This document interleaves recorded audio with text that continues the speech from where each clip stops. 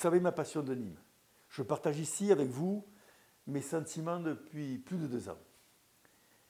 Je dis ma façon de penser devient donc naturellement, vous l'avez vu, pour un temps, je dis, je fais. Un temps de présentation du projet Nîmes 2050 conçu avec mes amis du laboratoire d'idées Magnanime.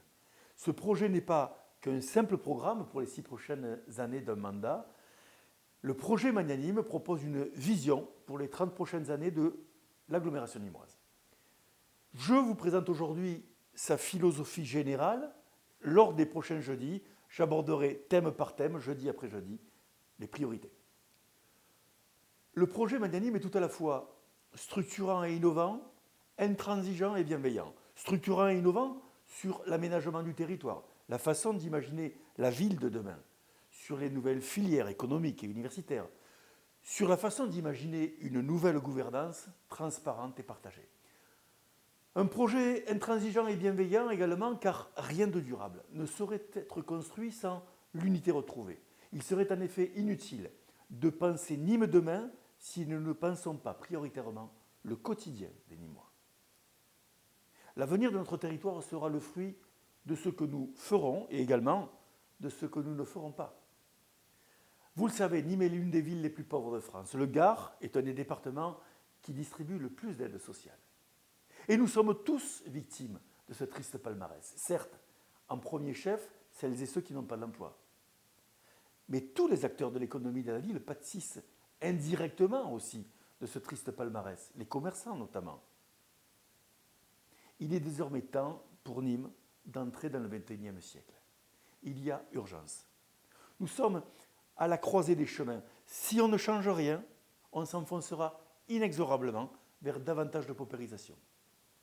En revanche, si on décide de s'engager sur une nouvelle séquence d'expansion, et nous en avons les atouts, tout deviendra possible. Seule la volonté politique peut décider de l'orientation à donner. Lors des élections municipales de mars prochain, j'entends porter cette voix de l'urgence. Une urgence économique, mais également climatique et civique. L'urgence économique, car nous sommes les témoins quotidiens d'un monde qui évolue toujours plus vite, trop vite parfois pour certains. Les retards pris par l'indécision, le renoncement ou les mauvais choix affectent nos espoirs d'avenir chaque jour davantage. Tellement peu de choses ont été mobilisées en faveur de l'économie et de l'emploi depuis de si nombreuses années sur ce territoire. Je serai le candidat de l'économie car il y a urgence.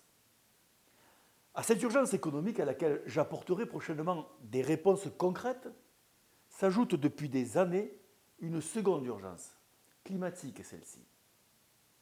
L'urgence climatique planétaire, plus sensible dans certaines régions du monde que d'autres. L'augmentation de 2 ou 3 degrés sur les prochaines années aura sur notre territoire des incidences majeures, car notre économie locale est directement liée au climat. Il nous faut imaginer demain un tourisme avec cette chaleur supplémentaire, une agriculture, une viticulture notamment. Imaginez une nouvelle organisation de la ville, faite de logements mieux adaptés pour se protéger de cette chaleur, sans recours à la climatisation industrielle qui participe au dérèglement que l'on connaît. Par ailleurs, et loin de me réjouir de cette urgence climatique, je dis que notre ville doit saisir les opportunités induites par ce dérèglement climatique pour développer son économie. Quoi de plus merveilleux que l'espoir de redonner un travail au plus grand nombre tout en participant à notre mesure au défi de la transition environnementale. La troisième urgence, enfin, est civique. Car cette formidable aventure économique que je vous propose ne sera possible sans une unité retrouvée. Une unité qui commence par le respect de l'autre. Nous sommes différents les uns des autres. Nous ne pensons pas tous pareil. Nous ne vivons pas tous de la même façon. Nous n'habitons pas les mêmes quartiers. Nous n'avons pas le même niveau de vie. En revanche, nous respirons le même air et aspirons tous à nous épanouir dans un cadre apaisé, serein, sans stress. Pourtant, aujourd'hui, des zones d'insécurité fleurissent ici ou là, avec leurs petits et gros trafics, et les incivilités infusent notre quotidien aux 4 coins de la ville. Nous auditerons, rectifierons les niveaux si nécessaire et redéfinirons les missions prioritaires de notre police municipale dans le sens de la tolérance zéro. À terme, chaque délit sera sanctionné. La règle sera la même pour tous, partout, tout le temps. Nous devons envoyer au monde l'image d'une ville tenue, car au-delà de la préservation de notre propre qualité de vie, l'enjeu économique pour notre ville sera d'accueillir nos hôtes toujours plus nombreux, touristes, investisseurs et nouveaux résidents, ces partenaires indispensables de notre redressement économique.